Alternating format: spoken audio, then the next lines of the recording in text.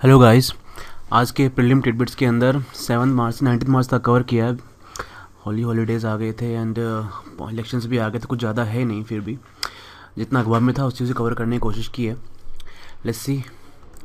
Mahadayi river, I think day before yesterday और yesterday there was news की Mahadayi river के ऊपर अभी भी जो आउटरीच चल रहा है वहाँ पे गोवा के अंदर due to this some issue.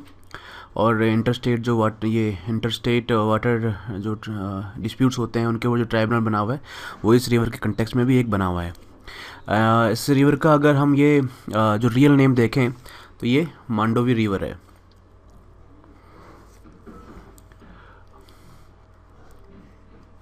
और इसमें थोड़ा सा कन्फ्यूजन ये है कि बाकी जितने भी अपने जो नेट पे हमें आर्टिकल्स मिलते हैं और जो विकीपीडिया है या जो उनके कुछ गवर्नमेंट डॉक्यूमेंट्स हैं उसके अंदर ये दो ही स्टेट बताते हैं। इसके बेसिन स्टेट के अंदर कैचमेंट एरिया जो होता है वो है गोवा एंड कर्नाटका। हाउएवर जो वाटर डिस्प्यूट ट्राइब्यूनल के अंदर जो इशू चल रहा है उसमें महाराष्ट्र ने भी अपने आप को एक बेसिन स्टेट बता के इसके अंदर अपनी फाइलिंग करवा रखी है केस के अंदर, अपने आप को भी एक पार्टी बना रखा है। तो for this issue we have to remember that कि यहाँ पे ये 3 बेसिन स्टेट वाला हमें देखना पड़ेगा। देन इसके नाम याद रख लेना, गोवा, कर्नाटका, महाराष्ट्र। डिस्प्यूट ट्राइब्यूनल में 3 है वरना 2 हैं। अब इसका हमें थोड़ा क्लियर करना पड़ेगा बिकॉज ये न्यूज़ इश्यू में है, तो ये इशू जो है ये न्यूज़ में है तो थोड़ा देखना पड़ेगा। Then we have to remember कि बाकी जो रिवर हैं उनके नाम क्या हैं। इसको मांडोवी रिवर बोलते हैं एंड जुआरी रिवर बोलते हैं। मांडोवी रिवर एक्चुअली महादई का ही पार्ट है क्योंकि ये मांडोवी थोड़ा आगे जाके जब ये पंजी के अंदर घुसती है एंड रिवर के अंदर जब ड्रॉप होती है तो उसको मांडोवी बोलना स्टार्ट कर देते हैं। तो मांडोवी एंड जुआरी इसके अदर रिवर्स हैं।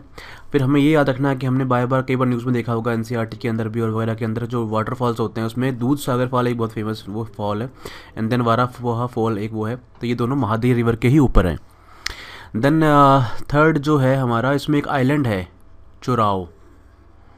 जो चोराव जो आइलैंड है वो इसके ऊपर सलीम अली बर्ड सेंचुरी है यहाँ पे, ये हमें ज़रूर याद रखना है। सलीम अली बर्ड सेंचुरी जो होती है वो कहाँ पे है? महादई रिवर के ऊपर आइलैंड ऑफ चोराव के अंदर है। फिर हमें ये ज़रूर देखना है, आपको पता होगा कि जो सलीम अली जो नेशनल पार्क है वो कहाँ पे है? JNK के अंदर। फिर जो इनका एक वो सेंटर जो होता है वो कोयम्बटूर के अंदर है। सलीम अली बर्ड्स जो सेंटर जो भी है इनका वो नाम वो सलीम अली के ऊपर है, जो बहुत बड़ा ऑर्निथोलॉजिस्ट था। ऑर्निथोलॉजिस्ट मीन्स कि जो बर्ड वॉचर या बर्ड जो स्टडियर जो होते हैं उनके ऊपर ये बनाया गया है। तो नाम जो इसका इशू क्या क्या है इसमें ये है कि एक नाम इसमें ये एक प्रोजेक्ट बनाया है इसने कर्नाटका गवर्नमेंट ने। इसका नाम है द कलसा बंडारी प्रोजेक्ट। कलसा बंदूरी प्रोजेक्ट ये क्या कर रहा है कि वाटर निकाल रहा है महादई रिवर से Malaprabha river in the Karnataka to address the drinking water needs in 3 parts north Karnataka districts of Belagavi, Dharwad and Gadag. तो हमें ये याद रखना है इसका नाम बिकॉज वो इश्यू के अंदर अगर महादेव रिवर का सवाल बनता है तो ये सवाल यहाँ पे बन जाएगा एक। ठीक है, और ये आपको बता दिया मैंने इंटरस्टेट वाटर डिस्प्यूट ट्राइब्यूनल के अंदर है। ये आ गया आपका मैप के अंदर देख लेते हैं एक बार। ये आपका गोवा है, आई थिंक सब तो घूम तो रखे ही होंगे तो you already know where is Goa. This is Karnataka and ये ऊपर आ गया आपका महाराष्ट्र। ना ये महाराष्ट्र ये बोल रहा है कि जो इसके जो ये जो ट्रिब्यूटरीज आ रही हैं यहाँ से, ये बोलते हैं कि यहाँ से आती हैं महाराष्ट्र से निकल के, तो ये बेसमेंट एरिया अपने आप को बना रही है, कोशिश कर रहा है।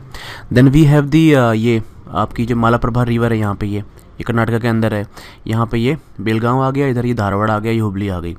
तो ये जो ये महादई रिवर है वो यहाँ से निकलते हुए ऐसे करते करते करते यहाँ पे आती है और फिर यहाँ पे जाके ये बाकी जो रिवर हैं उसकी वो आ जाएंगी इधर। इसमें और देखने के लिए कुछ है नहीं। ठीक है, लेट्स सी नेक्स्ट में क्या है। हाँ, ये आ गया आपका कलसा बांदुरी कैनाल प्रोजेक्ट जो ये है Goa. Then here is the Belagavi district जो ये अपना कर्नाटका आ गया, इधर ये धारवाड़ आ गया। इसमें ये देखना है कि जो महादई रिवर ये जो कर्नाटका से इधर अंदर घुस रही है उसमें इन्होंने एक यहाँ पे जो ट्रिब्यूटरीज हैं इनसे तो इसको बोलते हैं कलसा जो ये कैनाल है, इधर ये बंदूरी कैनाल है। इन्होंने जो महादई रिवर की जो ट्रिब्यूटरीज है या जो उसकी जो उसको जो स्टार्ट करती हैं वो वहाँ से उन्होंने एक वो कैनाल निकाल के मालाप्रभा में यहाँ जोड़ दी और ये बंदूर से निकाल के यहाँ जोड़ दी। अब ये गोवा बोल रहा है कि जो इसकी जो महादई रिवर का जो क्या उसमें जो मिनिमम जो रिवर रिक्वायरमेंट चाहिए होती है वो ख़त्म हो जाएगी बिकॉज ऑलरेडी पानी आपने वहाँ पे डाइवर्ट कर दिया है। तो ये इशू निकल गया। मेंस के हिसाब इतना इंपॉर्टेंट नहीं है बट प्रीलिम्स में नाम वगैरह पूछ सकता है तो उसमें 4-5 ऑप्शन देके एंड देन वो फिर उसमें पूछ लेगा इनमें से कौन से सही हैं टाइप करके। तो we already know Mahadayi river, 3 basin stage है, गोवा, कर्नाटका, महाराष्ट्र। मांडोवी एंड जुआरी इसके 2 अलग अलग रिवर हैं, मांडोवी इसी का पार्ट है, but let's see. Dudhsagar and वाराफोहा falls, island of the Chorao, Salim Ali bird sanctuary and ये सलीम अली के नाम पे है। कलसा बंदरी प्रोजेक्ट है और ये इंटर स्टेट वाटर डिस्प्यूट के अंदर आती है।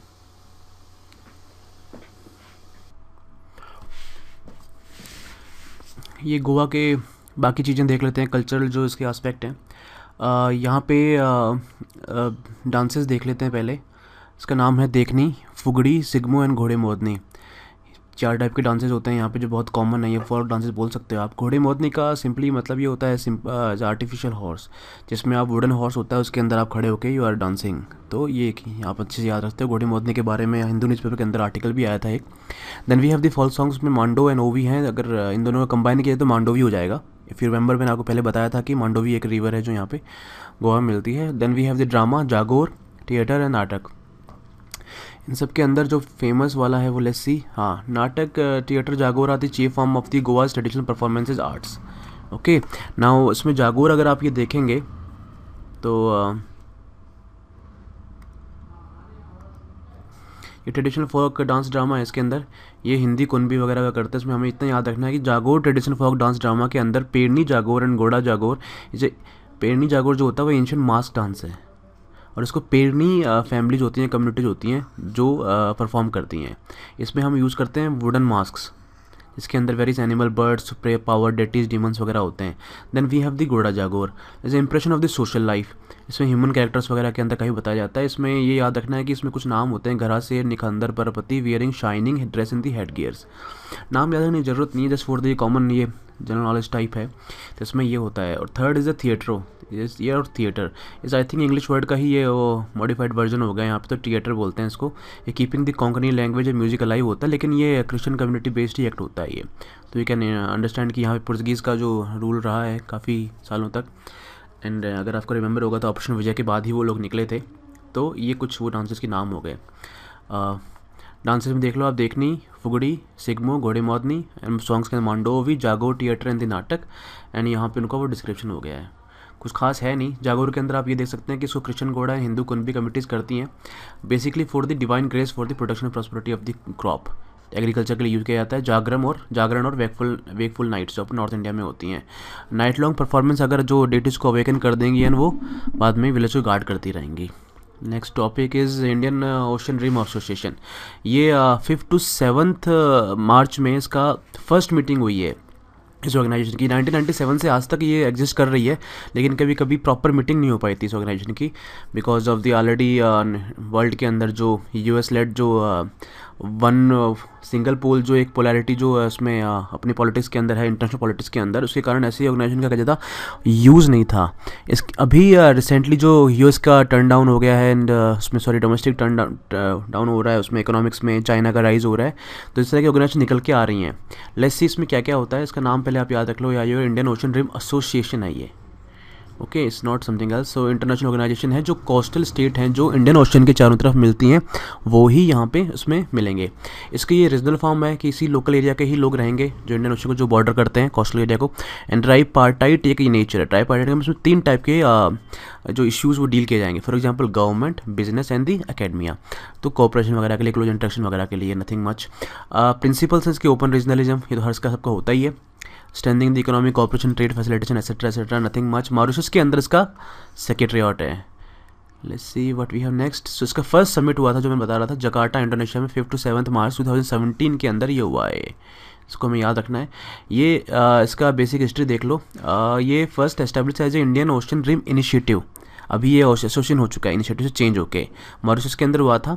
एक मल्टीलेटरल ट्रीटी का नाम दिया गया था charter of Indian Ocean rim association for regional cooperation etcetera, nothing much. ये याद रखना कि नाम से कुछ अलग था, अभी चेंज हो गया है ना। उसमें ये देखना कि एपेक्स बॉडी कौन सी होती है। इसमें यह है कि council of the foreign ministers इसकी एपेक्स बॉडी है।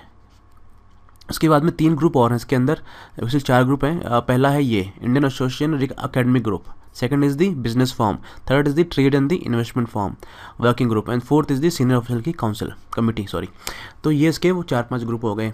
इसके 21 member state and 7 dialogue partners हैं। ये dialogue partner is not much but 21 जो कौन कौन से ये देखना जरूरी है बिकॉज ये पूछ सकता है वो। देख लिया आपने, association, coastal state, tripartite government, business academia, open regionalism, Mauritius के अंदर इसका सेक्रेटरीट है। फर्स्ट समिट जकार्ता, इनिशिएटिव पहले था, अभी एसोसिएशन बन चुका है। एपेक्स बॉडीज़ में काउंसिल ऑफ फॉरेन मिनिस्टर्स आते हैं। एकेडमिक ग्रुप इसका एक अंदर वो है, बिजनेस फॉर्म है। Working group on trade and investment and the council of committee of senior officials, 21 member states. Now let's see कौन कौन से स्टेट्स हैं जो इसमें ब्लूड हैं। ये सारे के सारे वो हैं मेंबर स्टेट्स हैं। यहाँ से नीचे स्टार्ट करें तो पहला आएगा हमें क्या, South Africa. Then we have this sorry Mozambique, Tanzania, Kenya and Somalia.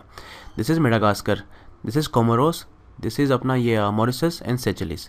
इधर आएंगे तो ये आ गया अपना श्रीलंका, इंडिया एंड बांग्लादेश। ये याद रखना कि यहाँ पे बर्मा नहीं है इस ऑर्गेनाइजेशन के अंदर। Then we have the Yemen, Oman, UAE and Iran. Here we come, Thailand आ गया नीचे, यहाँ पे आ गया मलेशिया एंड ये आ गया आपका Indonesia. And then we have the what is this, is Australia. So ये हमने इसमें कवर कर लिया है। लेट्स सी कोई मिसिंग तो नहीं है। यहाँ पे कोमोरो से याद रखना आप इसको इसमें। और that's it, 21 members already complete हो चुके हैं। अगर कुछ मिसिंग होगा तो आप देख लेना पीछे से। लेट्स सी नेक्स्ट है HCFC। इसमें न्यूज़ में ये था कि India on the Monday launch the second stage of plan two phase out the hydrochlorofluorocarbon HCFCs, greenhouse gases that damage the Earth's ozone layer. It is estimated that with this plan there would be net direct equivalent emission reduction of 8.5 million metric tons वगैरह वगैरह। Nothing much. आप इसको एक mains के लिए याद कर सकते हो कि इंडिया के जो अभी ग्रीन हाउस गैसेज को कम करने के लिए यूज़ कर रहा है, that is the 8.5 million metric tons जिसका एमिशन रिडक्शन हो रहा है एनुअली करेगा। फ्रॉम 2023 से स्टार्ट हो जाएगा। इस प्लान का जो नाम है वो HCFC phase out management plan. And HCFCs are used in various sectors like the refrigeration, air conditioning and the polyurethane foam manufacturing. ये करंटली ये 3 चीज़ों में यूज़ हो रहा है, रेफ्रिजरेशन में, एयर कंडीशनिंग में, पॉलीयूरिथेन फोम मैन्युफैक्चरिंग के अंदर। ये जो सेक्टर्स है वो किस किस से रिलेटेड है? इसमें अर्बन डेवलपमेंट आ गया, आपका एग्रीकल्चर आ गया, कोल्ड चेन आ गया, इंडस्ट्रियल डेवलपमेंट आ गया। तो ये यूज़ कहाँ कहाँ हो रहा है दोबारा देख लो। रेफ्रिजरेटर आ गया, रेफ्रिजरेशन फ्रीजर आ गया, एयर कंडीशन सिस्टम आ गया, आल्सो इन दी इंसुलेटिव फोम्स के अंदर आ गया, पॉलीयूरेथेन फोम बोलते हैं। इसके HCFC से पहले क्या था, जो मॉनिटरी प्रोटोकॉल आपको पता होगा कि जो ओजोन लेयर से जो सब्सटेंसेस होते हैं जो ओजोन लेयर को हार्म करते हैं उनको बैन करने के लिए यूज़ किया जाता है। तो उससे पहले था CFC जो हर जगह पूरे all over the world refrigerant, blowing agent, propellant वगैरह के अंदर मेडिसिनल एप्लीकेशंस में, डिग्रीजिंग सॉल्वेंट्स में यूज़ होता था। बट इसका कितना हार्म था ओजोन लेयर के अंदर कि गवर्नमेंट सारी जो ऑल ओवर द वर्ल्ड वो साथ आई and then they banned it. CFC का जो रिप्लेसमेंट था दैट वाज कॉल्ड HCFC। लेकिन बाद में उनको रियलाइज़ हुआ कि HCFC जो ऑलरेडी वो भी इतना ही हार्मफुल है, तो उन्होंने फिर अभी इसको स्टार्ट कर दिया है। ये यहाँ से देखिए कि R2 रेफ्रिजरेंट जो होता है उसका नाम R22 फ्रियोन है। ये HCFC का एक पार्ट है। Is an environmental danger because it contribute to depletion of the ozone layer. तो इसको रिप्लेस किस कर रहे हैं ये R410A एंड R134A। एक CFC जो उसका नाम था, जो फ्रियोन गैस जो आती है, हमें याद रखना है कि क्लोरोफ्लोरोकार्बन के अंदर ही आएगी। तो उसके हाइड्रोक्लोरिक का वो देख लो कहाँ से हमें ह्यूमंस को भी हार्म करता है। इनहेलेशन मतलब हमने सांस ले लिया, इंजेक्शन मतलब हमने उसको खा लिया, एंड डर्मल कंटेंट हमारे स्किन के कांटेक्ट में आ गया। तो हेल्थ इफेक्ट में कुछ अच्छा इंपॉर्टेंट कुछ है नहीं, हमें याद रखने की ज़रूरत नहीं है। बट सिंपली देख लो कि चेस्ट टाइटनेस हो गया, ये रेस्पिरेटरी वाला, यहाँ पे irritation of the respiratory tract है, फिर उसमें नर्वस सिस्टम की वाट लग रही, नॉजिया, हेडेक वगैरह, डिस्ट्रक्शन ऑफ दी ये स्ट्रेटोस्फेरिक ओजोन कर देगा। तो उससे क्या होगा, जो अल्ट्रावायलेट रेज हैं वो हमारे अर्थ तक पहुँच पाएंगे, ना स्किन कैंसर करवाएंगे ये लोग। ये देखना है कि ये CFC आया, HCFC आया, और अभी जो यूज़ किया जा रहा है वो HFC है, हाइड्रोफ्लोरोकार्बन्स। इसका ओजोन के लिए तो वो सेफ़ हैं, लेकिन वो ग्रीन हाउस गैसेस के लिए उसमें ग्रीन हाउस जो इफेक्ट होता है उसके अंदर काफ़ी उनका रोल है। तो अभी वो नई डिबेट स्टार्ट होगी, अब क्या करें। India is oppose to it because Obama के साथ उन्होंने बैठ के हाथ तो भरी है, बिकॉज HFC अगर वो बैन कर देंगे तो इंडियन जो हमारे पास में ऐसे कोई डोमेस्टिक हमारे पास में इसका कोई रिप्लेसमेंट नहीं है। और जो बाकी जो इंटरनेशनल कंपनीज हैं, MNC चाहे US वाली, इनके पास ही सारा उसका वो है IP प्रोटेक्शन है, इंटेलेक्चुअल प्रोटेक्शन IPR जो है उनका सारा उनके पास है। एंड दैट इज़ मतलब हमारे जो इंडस्ट्रियल डेवलपमेंट हो गया, जो GDP और जो ग्रोथ है हमारी, उसके खिलाफ जा रहा है। तो that is again an issue. Let's see किसी अखबार के अंदर था, इसमें देख लो दोबारा से। मॉनिटरी प्रोटोकॉल है, ग्लोबल एग्रीमेंट, ओजोन लेयर की जो प्रोटेक्ट करने के लिए है, phase out the production consumption of the ये सब्सटेंस के लिए, डिप्लीशन कर देंगे तो हार्मफुल UV रेज जो रीच करती हैं उसका पहुंचना स्टार्ट कर देंगी। स्किन कैंसर होता है, कैटरेक्ट मतलब कि जो आँख के अंदर अपना जो लेंस होता है वो वाइट होना स्टार्ट हो जाता है, जो यूजुअली आपने देखा होगा ओल्ड एज के अंदर हम कैटरेक्ट का ऑपरेशन करवा रहे होते हैं। फिर इसके जो मेन कौन कौन थे जो वो हैं जो सब्सटेंस है जो इम्प्लिकेटेड कौन कौन से, CFC, HCFC, ये रेफ्रिजरेटर एयर कंडीशनर हो गया। फिर आपको बताया था मैंने पॉलीयूरेथेन फोम मैन्युफैक्चरिंग में हो गया। तो मॉन्ट्रियल प्रोटोकॉल क्या होता है, ये बाइंडिंग पे है। India is a signatory to it and successfully phased out the CFC in the halon well in the time, लेकिन ये अभी तक ये CFC वाला कर नहीं पाया है। Phase out plan launched on a Monday is meant for the 2017 to 2023 period के लिए है ये। दो फालतू की सी न्यूज़ हैं, कुछ ज़्यादा इंपॉर्टेंट नहीं है। NDA गवर्नमेंट ने क्या किया है कि आर्किटेक्चरल एजुकेशन को जो HRD ministry, human resource development ministry के अंडर में आता है, उसको हटा वहाँ से निकाल के अर्बन डेवलपमेंट मिनिस्ट्री के अंदर में डालने की वो आई थिंक वो पास करने वाले हैं। और नेशनल हेल्थ पॉलिसी भी पास हो गई है। ये आई डोंट थिंक पूछेंगे, मेंस के लिए इंपॉर्टेंट है बट नॉट हियर। न्यूज़ में था कि वेस्ट बंगाल के अंदर काफ़ी आर्सेनिक का पॉल्यूशन हो रखा है ग्राउंड वाटर कंटामिनेशन में, तो इसलिए काफ़ी न्यूज़ में था। लेट्स सी, इसमें आर्सेनिक जो होता है कि ये इंडिया के अंदर जो एक सवाल आया था अराउंड 2013 आई थिंक, उसमें ये पूछे थे कौन कौन से सब्सटेंसेस इन्वॉल्व हैं कंटामिनेशन के अंदर, तो इसमें आज न्यूज़ में था तो मैंने सोचा इसको बना देते हैं। आर्सेनिक जो है found primarily in the sediments of the alluvial Indo Gangetic Brahmaputra basins. India में ज़्यादा जिसका जो प्रॉब्लम है वो आप देख सकते हो कहाँ कहाँ, ये अपना UP, Bihar and West Bengal वगैरह के अंदर ये ज़्यादा प्रॉब्लम करता है। Then we have a fluoride issue. Fluoride देखो तो ये टीथ बोन मसल्स को वो करता है, जिस दांत अपने जो देखा होगा कई लोगों के दांत अपने आप पीले होते हैं। It's not about because of the जो उनके हाइजीन से नहीं है, बिकॉज वो बचपन में उन्होंने फ्लोराइड पी लिया होगा एंड तो उससे क्या होता है वो वीक हो जाते हैं और उसके अंदर ये अपना फ्लोराइड अंदर के बैठ जाता है, येलो कलर टीथ हो जाते हैं। बोन्स में उनकी वीकनेस आ जाएंगी, बोन ब्रेक हो जाती है, मसल्स भी उनकी, कई लोगों की डिस्ट्रॉफी हो जाती है। डिस्ट्रॉफी मीन्स की उनका ये बेसिकली वो डिजनरेट हो जाती है, मसल पतले पतले हो जाते हैं, देन वीक हो जाते हैं वो लोग। मिलता कहाँ है, राजस्थान, गुजरात, आंध्र प्रदेश, जहाँ भी अपने ये थार वाला जो एरिया है पूरा का पूरा, इन आंध्र में जो कुछ एरिया है फॉर एग्जांपल यहाँ पे रायलसीमा वगैरह के अंदर। बाकी पंजाब, यूपी, कर्नाटका, महाराष्ट्र, MP में हर जगह मिल सकता है, बट जो ज़्यादा जो कंसंट्रेशन है जो हार्मफुल है वो यहाँ राजस्थान, गुजरात, आंध्र प्रदेश के अंदर है। फिर थर्ड एक जो लोग यूजुअली अवॉइड कर देते हैं वो है इनलैंड कोस्टल इनलैंड सैलिनिटी। ये भी एक वाटर को जब सलाइन जब नमक अंदर घुस जाता है पानी के तो वो भी कंटामिनेशन हो गया, बिकॉज दैट इज़ नॉट, फिर पी नहीं पाएंगे। है कहाँ पे, जहाँ पे ये अपने कोस्टल एरियाज हैं, for example Saurashtra, Kutch, Andhra, Orissa, West Bengal वगैरह के अंदर। Fourth is the iron. Iron जो है वो eastern part of the country, Bihar, UP, West Bengal के अंदर कंटामिनेशन उसने करके रखा हुआ है। एक हीमोक्रोमेटोसिस बीमारी होती है ये से करवाती है। Then we have the uranium and the radon. Uranium and the radon जो है कि ये बेसिकली वो है पंजाब के अंदर कहीं जगह मिला था, और जहाँ जहाँ यूरेनियम निकलता है, जैसे फॉर एग्जाम्पल मेघालय में निकल रहा है, अभी आंध्रा में निकल रहा है, तो ये हार्मफुल है और पीने के बाद में इसके बेसिकली आपको पता ही है कि रेडियो एक्टिव है, तो कैंसर वैंसर करवा सकता है फ्यूचर में। टॉक्सिक मेटल्स के अंदर ये लेड, कैडमियम एंड क्रोमियम, ये तीनों बहुत हार्मफुल हैं और ये पानी के अंदर मिलते हैं अपने इंडिया में। नाइट्रेट जो है यूजुअली इज़ नॉट नेचुरल, अगर ये यूजुअली फर्टिलाइजर जहाँ ज़्यादा होते हैं, सीवेज जहाँ निकलता है, 4 सिटीज़ के पास में हो गया फर्टिलाइजर, जहाँ पे एग्रीकल्चर ग्रीन रिवोल्यूशन वाले जो एरियाज़ हैं वहाँ पे फर्टिलाइजर का ज़्यादा यूज हुआ था, और वही आज सैंड उसमें अपनी सॉइल के अंदर मिलता है और वहीं से ग्राउंड वाटर के अंदर कंटामिनेट कर देता है। इसके एग्जाम्पल आपको पता ही है, पंजाब, हरियाणा, गुजरात, तमिलनाडु, वेस्ट बंगाल, यूपी। एक ब्लू बेबी सिंड्रोम होता है वो नाइट्रेट से ही होता है, एंड देन कैंसर। ये आपने देख लिया, arsenic, fluoride, salinity, iron, uranium, toxic metals में lead, cadmium, chromium, nitrate, and then that's it. Let's see, इसमें अपने संडे को वो आ रहा है आजकल, इसमें साइंस एंड टेक आता है, हर तीसरा आर्टिकल टीवी से रिलेटेड होता है। आज तक पूछा तो नहीं है UPSC ने, बट एक बायोलॉजी का एक सवाल आता है तो भी कुछ पूछ सकते हैं वो टर्म्स के बारे में कि कौन से डिजीज़ से रिलेटेड हैं। तो लेट्स सी वो इसमें हम टर्म्स के वो देख लेते हैं, डेफिनेशन वगैरह, और उससे रिलेटेड कौन कौन सी हैं ताकि हम उसको कवर कर सकें। फर्स्ट दीजिए RNTCP, revise national tuberculosis control programme, जो गवर्नमेंट इंडिया ने चला रखा है, इंडिया स्पेसिफिक है और ये यूज़ किया जाता है। Second is the bedaquiline. Bedaquiline एक नई ड्रग उन्होंने ढूंढी है साइंटिस्ट ने, जो TB के जो बाकी केसेज जो हार्ड वाले केसेस ट्रीट करने में उसमें यूज़ की जाएगी। फिर हमारे पास में 3 टर्म और हैं, MDR, XDR एंड डॉट्स। जो MDR है that is the multi drug resistant.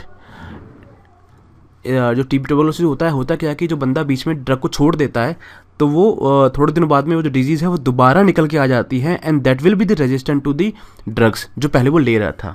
तो मल्टी ड्रग रेजिस्टेंट की डेफिनेशन क्या होती है, at least 2 most effective TB drugs जो भी हैं, आइसोनाइजाइड एंड रिफेम्पिसिन इनका नाम है, ये इनके लिए रेजिस्टेंट हो जाता है। Third is the XDR TB। XDR का means extensively drug resistant tuberculosis. इसमें एटलीस्ट 4 जो मेन ड्रग्स हैं एंटी TB वाली उनके खिलाफ रेजिस्टेंस हो जाएगा।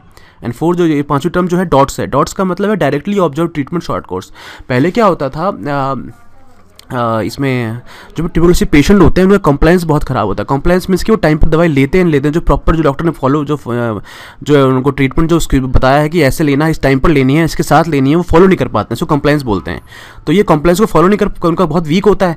तो दैट्स व्हाई उन्होंने स्टार्ट किया था गवर्नमेंट ऑफ इंडिया ने डॉट्स। उसमें क्या होता है कि जो ड्रग्स बंदे को मिलती हैं वो जो हफ्ते की डोज होती है वो हर हफ्ते उसमें अपने काउंटर पर जाता है, वहाँ से दवाई लेता है। जो काउंटर बंदा बैठा होता है डॉट सेंटर के ऊपर, वो बंदे को अपने हाथों से दवाई खिलाएगा, उसको देखेगा एंड देन वो नोट करेगा। इसी को directly observe treatment short course बोलते थे। थैंक यू, आज इतना ही। आई होप कल से मैं रेगुलरली इसको बनाना स्टार्ट करूँगा and I am planning to do a series of video on the India year book जो अपनी ये पब्लिकेशन डिवीजन इंडिया निकालती है, एंड फ्यू अदर जो प्रीलिम्स के टॉपिक है जो हम लोग पढ़ के नहीं जाते हैं। फॉर एग्जांपल नॉर्थ ईस्ट वाला एरिया हो गया, जियोग्राफी के कुछ टॉपिक्स हैं जो बहुत ही डिफ़िकल्ट होते हैं, प्लस अपना जो साउथ इंडिया के अंदर कुछ डिफरेंट वो हैं। इवन कल्चरल टॉपिक्स जो कल्चर के अंदर मैंने देखा है कि लोग बहुत ही इसको यूजुअली इंटरेस्ट होता नहीं है, तो वीक तो नहीं होते हैं, but that's why they avoid it. तो एक सिंप्लीफाइड वे के अंदर it will depend on the response of you guys. Thank you.